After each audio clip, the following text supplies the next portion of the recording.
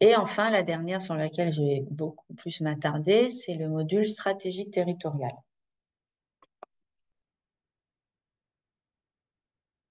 Donc, dans ce module stratégie territoriale, donc, il a vocation à faire une évaluation macro d'action, donc sur la qualité, l'impact d'action sur la qualité de l'air, mais également sur les gaz à effet de serre, l'économie, les énergies renouvelables et la consommation d'énergie. J'insiste sur le côté macro parce que dans le cadre de notre collaboration avec Aura2E, donc nous avons transmis des facteurs d'émission associés à chaque action, donc ciblés sur chaque type d'action, mais qui moyenne potentiellement, en cas pour les actions sur la mobilité, qui peut moyenner le parc, qui en fait qui est pas forcément chaque facteur d'émission n'est pas associé et n'est pas toujours complètement associé au territoire sélectionné.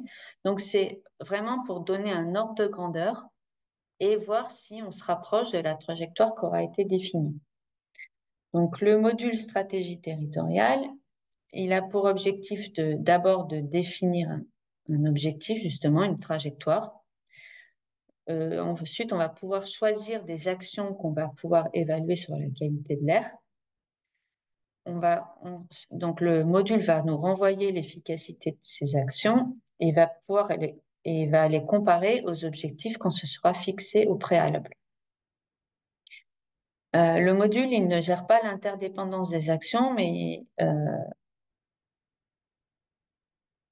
par contre, on va pouvoir évaluer la globalité de plusieurs actions, contrairement à l'autre partie que je vous montrerai après, qui est le simulateur mobilité, qui lui permet de comparer une action par rapport à une autre, mais va pas pouvoir évaluer un plan d'action global. Donc, les actions qui sont évaluées en termes de qualité de l'air dans ce module stratégie territoriale sont les suivantes.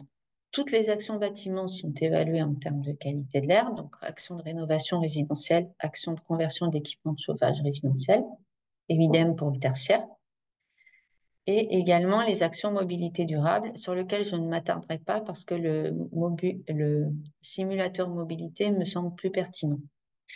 Ce module est en cours de refonte. Un groupe de travail est dédié à ce module qui regroupe l'ensemble des régions qui participent à Terristory.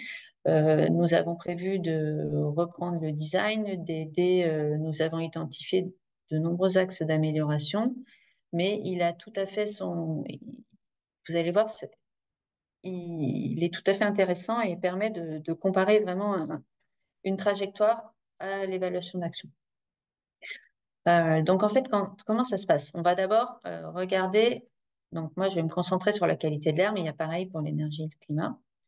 Donc, par exemple, sur Loire-Forez, on a vu tout à l'heure qu'il y avait un PCAET qui était créé et qui était intégré dans la plateforme ADEME et qu'on retrouve ici dans Terristory.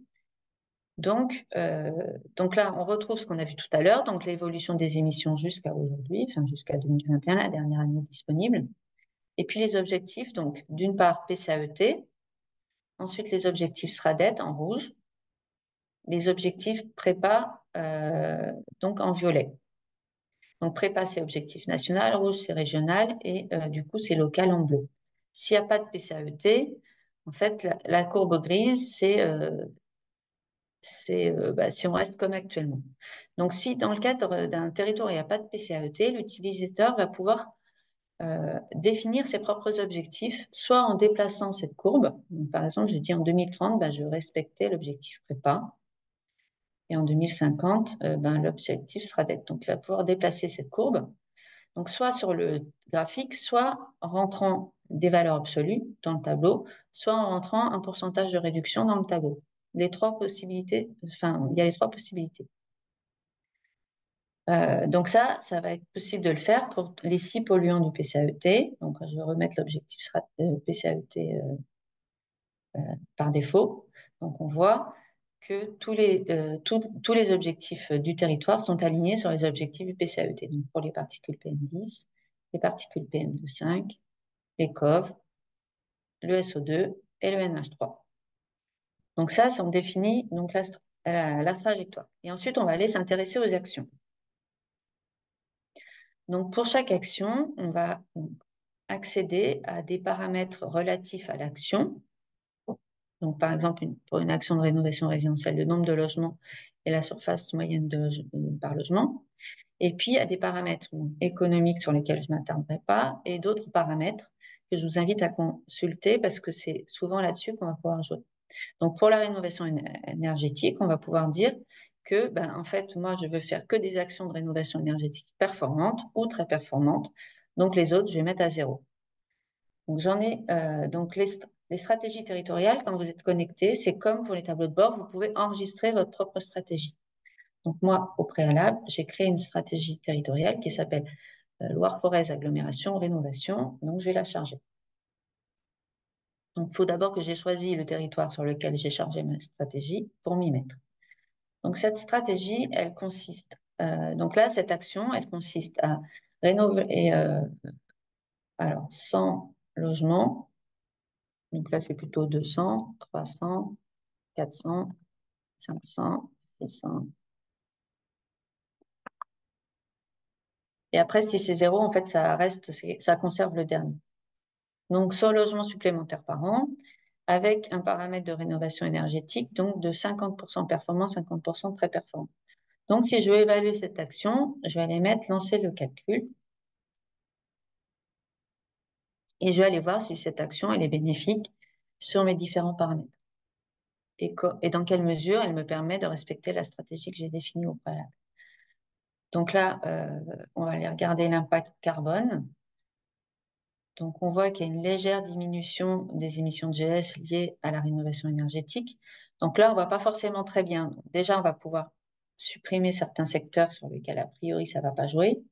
Donc là, on va conserver que le résidentiel, par exemple.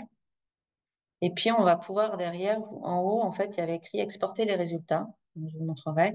Et ce qui permet en fait, ça génère un fichier Excel avec différents onglets où on retrouve impact énergétique, impact carbone, impact sur la qualité de l'air. Et ça permet d'avoir quelque chose de plus structuré.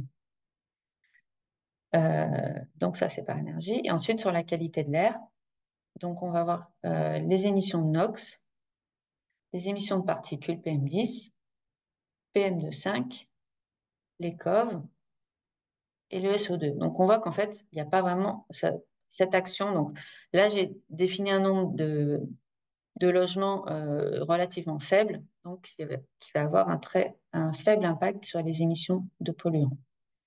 Je vais vous présenter une autre action qui, elle, sera plus bénéfique. Donc, dans mes stratégies, j'ai défini donc un fonds bois sur Loire-Forez. En quoi consiste mon fonds bois?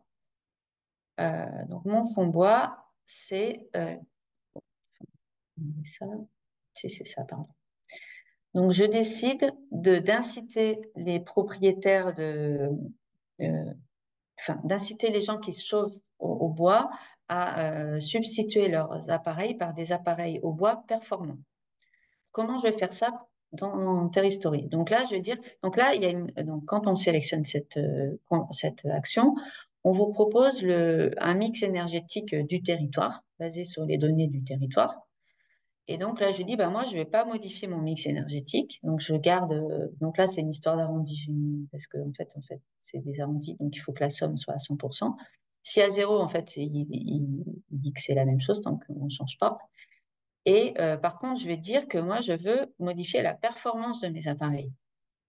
Donc, je vais dire que tous les ans, j'augmente de 5% la part je substitue 5% de mon parc de chauffage en biomasse, en chauffage biomasse performant. Donc, pour arriver à 50% en 2031. Donc, ça, je vais aller voir l'impact de cette action.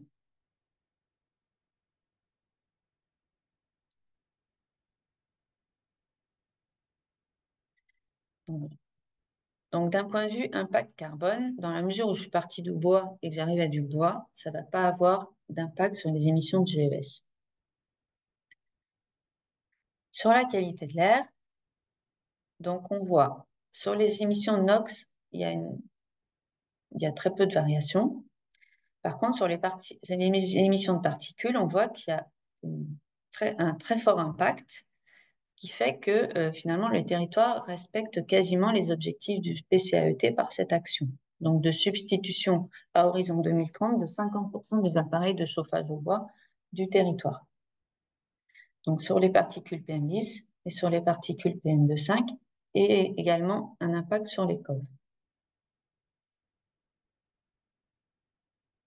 Autre type d'action, donc là, je vais faire une autre action qui va consister à substituer les chaudières au fioul par des appareils au bois performants. Donc si je charge cette action,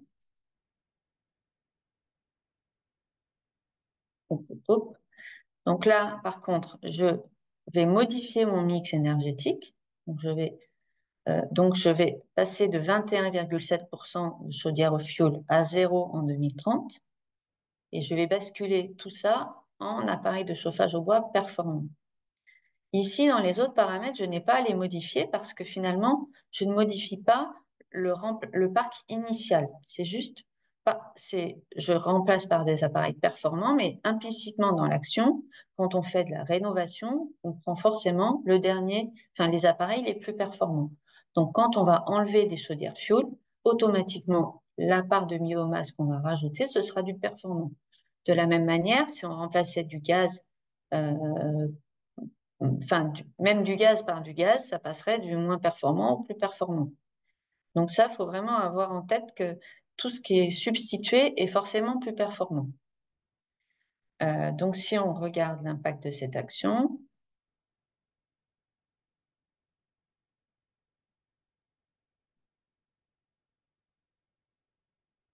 ça arrive.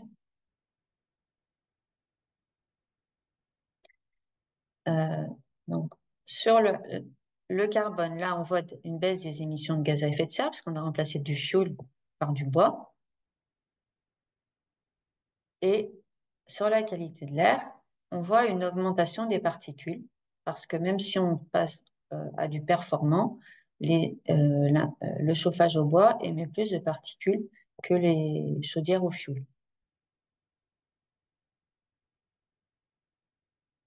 Et également une augmentation des émissions de COV. Et sur les NOx, ça a un impact plus faible. Donc, si on regarde les totaux de 1204, il y a une légère augmentation des émissions de NOx également. Donc, voilà pour ce type d'action. Donc, on va masquer tout ça. Donc, on peut faire la même chose sur le parc le parc de chauffage tertiaire et la rénovation tertiaire. En termes d'action mobilité, donc là, il y a des actions que je vais vous présenter plutôt de l'autre côté, mais c'est la même chose. Donc, par exemple, là, il y a une action de changement de motorisation des transports en commun. Donc, on va définir un pourcentage de bus et cars existants qu'on transforme en bus et cars électriques. Donc là, implicitement, dans les facteurs d'émission qui sont dans Terristory, on a pris des facteurs d'émission d'anciens bus, parce qu'on ne va pas remplacer les plus récents, en nouveaux. Donc à chaque fois, c'est implicite en fait. Donc on prend en compte pour chaque action le facteur d'émission propre, le plus approprié pour l'action qu'on évalue en termes de qualité de l'air. De la même manière, non, là ça va. J'allais dire pour les facteurs d'émission selon le type de trajet, par exemple, s'il y avait une action vélo qui était évaluée, une action vélo, on va lui affecter un facteur d'émission lié à des trajets plutôt urbains, suburbains, plutôt qu'un facteur d'émission moyen, autoroute, rurale, etc. Parce que quelqu'un qui utilise le vélo à la place de sa voiture, c'est pas pour faire des longues distances. Donc voilà, donc voilà pour cette partie-là. Est-ce qu'on prend les questions maintenant ou je passe au simulateur, Léo? Je vais peut-être passer au simulateur. On va pouvoir passer au simulateur. On n'a pas eu de questions à ce moment-là. Si jamais Ok. vous en avez, vous pouvez les poser, on les prendra quand même après, hein. C'est pas un souci. Ok. Donc ensuite, sur la partie simulateur mobilité, donc là, l'objectif du simulateur, c'est vraiment de pouvoir comparer une action par rapport à l'autre et de permettre de donner des ordres de grandeur de l'impact d'action associé aux principaux leviers de la mobilité. Donc, en fait, il y a un groupe de travail dans Terristory qui s'appelle groupe de travail mobilité, dans lequel on a réfléchi sur quelles seraient les actions, les principaux leviers mobilité. Donc, on a identifié 3 leviers: moins se déplacer autrement ou se déplacer plus efficacement. Donc, dans le levier moins se déplacer, on a identifié le levier de la réduction des trajets domicile-travail, ensuite la réduction des déplacements personnels hors travail et la réduction des déplacements liés au transport de marchandises. Dans les trajets domicile-travail, on va pouvoir réduire le nombre d'actifs devant se déplacer, ou, donc ça par exemple par le télétravail, ou réduire le nombre de kilomètres parcourus par trajet en rapprochant soit le lieu de travail, soit en mettant des espaces de coworking ou des choses comme ça. Donc là, à côté, on, on vous suggère, on vous explique ce par quoi, enfin, en quoi qu'est-ce que ça veut dire. Donc, par exemple, si on réduit la distance domicile-travail, donc si on clique là-dessus, on va avoir accès au nombre d'actifs du territoire sélectionné et on va pouvoir jouer sur ce petit curseur pour voir l'impact sur l'impact énergétique, mais également l'impact sur les GES et l'impact sur les émissions des polluants, les principaux polluants liés à la mobilité. Donc les NOx, les oxydes d'azote, les particules PM10 et PM2,5 et les composés organiques volatiles.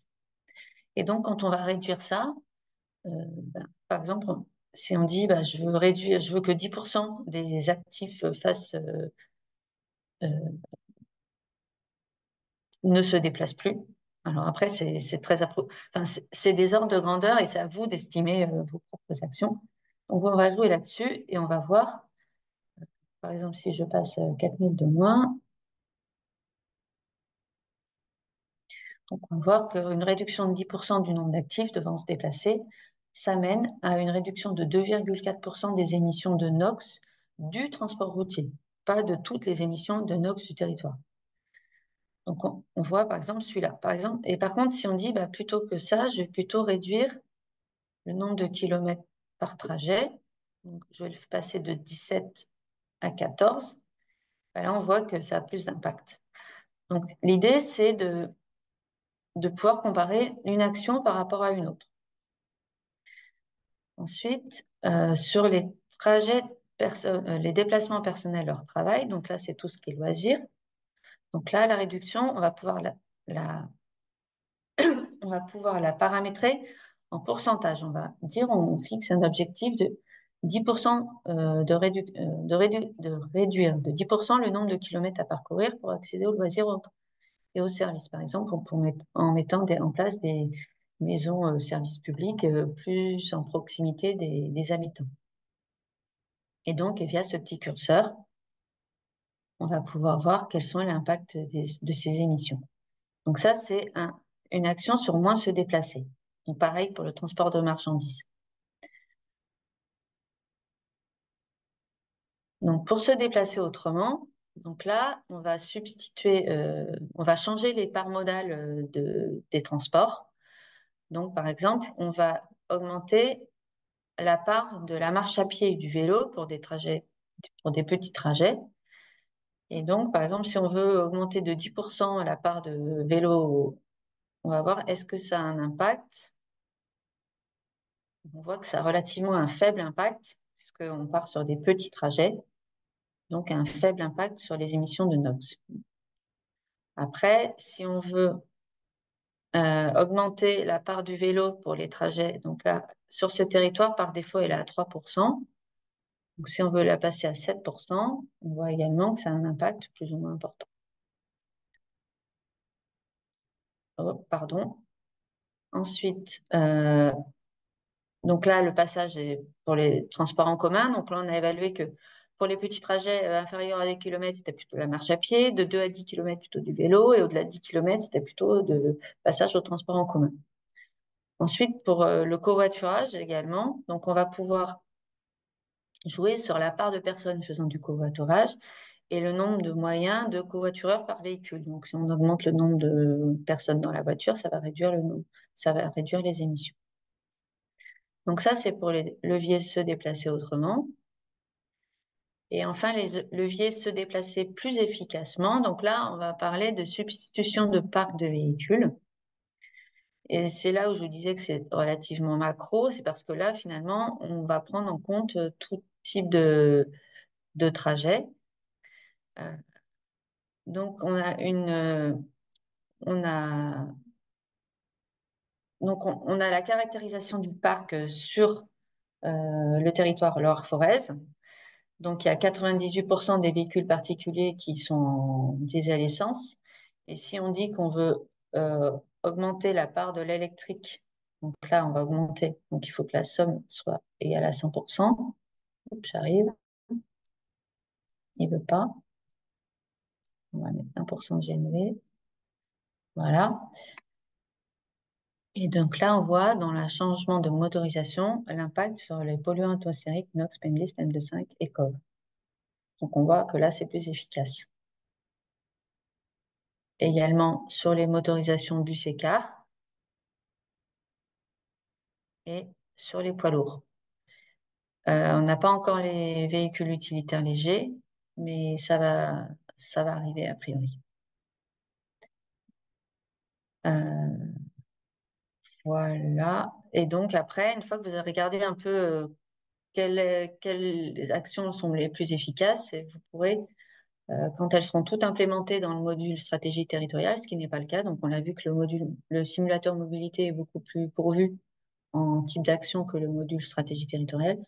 Après, l'idée, c'est de transférer toutes ces actions dans le module stratégie territoriale avec des facteurs d'émission peut-être enfin, plus ciblés sur le type d'action. Donc, par exemple, pour les actions moins se déplacer, on aura des facteurs d'émission qui seront plus euh, non, pas sur moi se déplacer, pardon.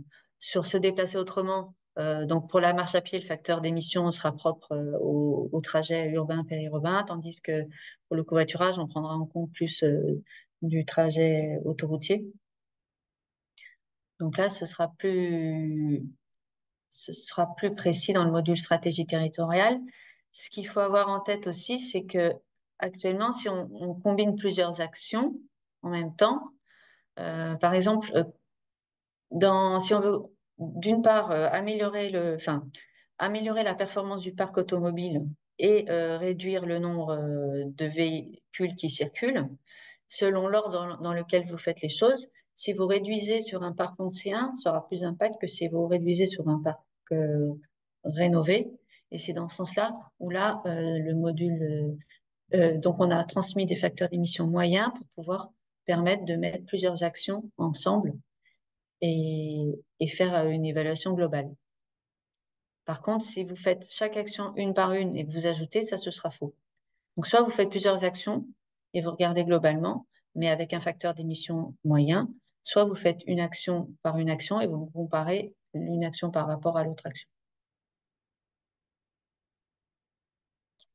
J'en ai fini, je crois, pour cette présentation du module simulateur.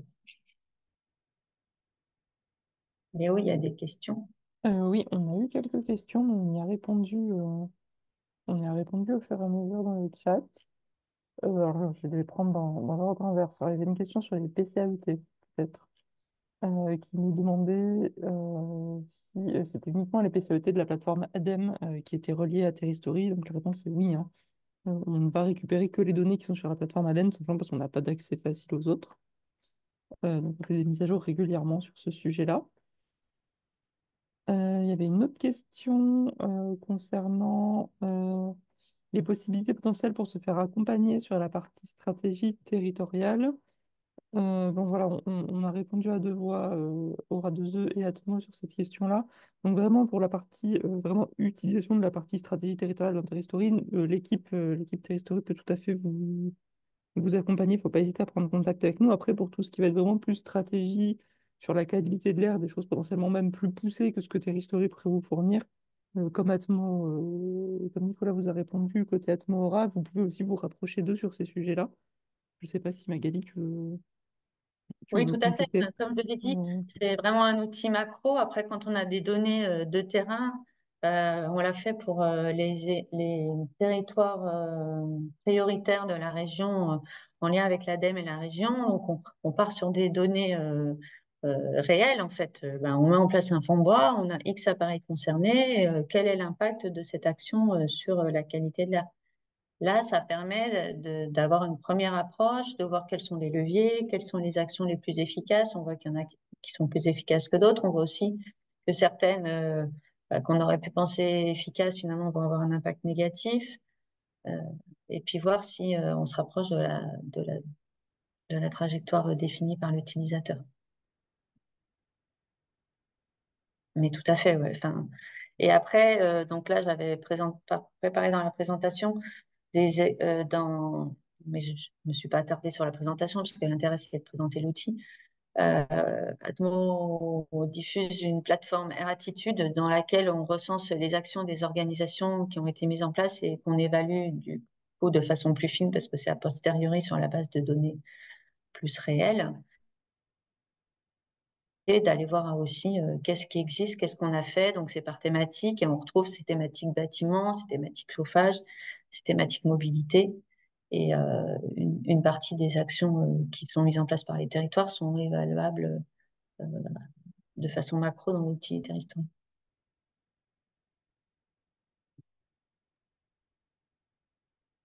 Voilà. Donc voilà, on vous a mis le lien d'Air-Attitude, vous a été partagé dans le chat. Je ne sais pas s'il y a d'autres questions. Je vois qu'il y a déjà quelques personnes qui nous ont quittés. On approche de midi. Donc voilà, si vous avez d'autres questions, n'hésitez pas à les poser maintenant. Si elles vous viennent plus tard ou en utilisant l'outil, c'est pas un problème. Vous pouvez nous recontacter par mail. Vous avez le formulaire de contact sur le site. Et voilà, nos adresses mail qui s'affichent. Donc voilà, l'adresse mail contact at Terristory, c'est vraiment l'adresse nationale. Terristory at Auvergne-Rhône-Alpes, là pour le coup, ça renvoie vers moi en partie. Là, ça va plus être pour des questions sur vraiment le Terristory Auvergne-Rhône-Alpes. Et voilà, mon contact direct et celui de Magali au besoin. Ah, je vois une question qui arrive. Sur des questions méthodos sur le travail de modélisation qui est fait, je présume, dans la partie stratégie. Pour les hypothèses de calcul, si vous avez des questions précises là, sur ce sujet-là, n'hésitez pas à nous contacter et on vous répondra dans la mesure du possible et de ce qu'on peut diffuser sur ces sujets-là. Donc voilà, n'hésitez pas à revenir C'est vers nous. Vraiment peut-être sur des actions, parce que la méthodologie complète est quand même est quelque chose d'assez large, vous imaginez bien. Donc voilà, n'hésitez pas. La juste, présentation, oui, Léo, pour préciser là-dessus, en fait, il y a deux choses. Soit si vous parlez du travail de modélisation qui est fait par Atmo. oui. Donc ça, c'est pour la production des données, notamment de pollution, de consommation, d'émissions de gaz à effet de serre. Et dans ce cas-là, il faut contacter Atmo. Et si par contre vous parlez du contenu du module de stratégie ou du simulateur qui ont été présentés par Magali à l'instant, bah là oui, c'est plutôt côté Aura 2E qui développe l'outil Terristory, sachant que comme Magali et Léo l'ont mentionné, c'est un outil qui est open source. Donc là, pour le coup, on pourra s'appuyer sur le code source qui est disponible en ligne pour vous répondre. Oui, Voilà, j'allais désolé. dire, enfin, il y a relativement de la transparence sur tout. Enfin, là, on n'a pas tout présenté, mais Mm, sur les méthodes, les hypothèses, enfin, l'objectif, oui, c'est d'être transparent et de montrer comment on fait et même de s'améliorer. Enfin, mm, un des objectifs du GT stratégie territoriale aussi, c'est de discuter des méthodes et de voir comment aussi les exactement, améliorer complètement. dans ce cadre-là. Il y a quelque chose que j'ai pas dit enfin, j'ai pas insisté, j'ai pas voulu que ce soit une démo utilisateur, mais sur les stratégies. Donc, quand vous n'avez pas de PCAET, une fois que vous avez défini votre stratégie, enfin votre trajectoire et vos objectifs, tout ça, on peut enregistrer. Donc, c'est beaucoup plus simple pour y revenir. Au début, ça peut être un peu fastidieux, polluant par polluant, etc. Mais une fois que c'est fait, c'est enregistré, vous vous connectez, vous récupérez et vous pouvez évaluer les actions après. Merci Mathieu pour ce complément. Une dernière petite question sur la présentation. Donc voilà, le webinaire a été enregistré. Comme je l'ai dit tout à l'heure dans le chat un moment, ça sera mis en ligne sur la chaîne YouTube de l'agence. Quand ça sera fait, voilà, ça sera sans doute vraisemblablement en janvier, hein, au vu des vacances qui arrivent. On vous préviendra tous, tous les participants par mail, et on vous joindra aussi la partie de la présentation qu'on vous a faite au tout début. Et Donc ce voilà, sera relayé aussi par Atmo, évidemment. oui, également. Alors une dernière petite question sur la possibilité d'intégrer des données prospères. Il n'y a pas de lien entre les deux outils. Après, si vous récupérez des données et que vous souhaitez les remplir, enfin, que vous souhaitez utiliser des données dans vos plans d'action, c'est pas un problème, mais il n'existe pas de lien entre les deux outils en l'état actuel des choses. Oui, pour ce genre de questions, je pense que c'est quelque chose qui se fera plus, je veux dire, spécifiquement avec chaque territoire. Si vous avez des données qui sont exportées de l'outil Prosper, il faudra qu'on discute ensemble pour voir ce qui est faisable. C'est quelque chose qu'on a pour l'instant jamais fait. Donc, Je voulais également préciser que moi, j'ai insisté essentiellement sur les données de qualité de l'air. Un peu GES, et les autres données, c'est pas des données que je maîtrise beaucoup, donc c'est pour cette raison que j'ai pas insisté dessus, mais vraiment l'intérêt, c'est l'évaluation transversale sur les autres thématiques également. D'accord. Oui, Évaluation d'impact d'action. effectivement, merci Magali de le préciser. Là, on insiste essentiellement sur la qualité de l'air, mais effectivement, Terristory couvre tout un tas de thématiques. Donc voilà, n'hésitez pas à venir découvrir tout ça. Et toutes les données qu'il y a dans Terristory sont également disponibles sur notre site internet et sur Archive. Enfin, pas toutes.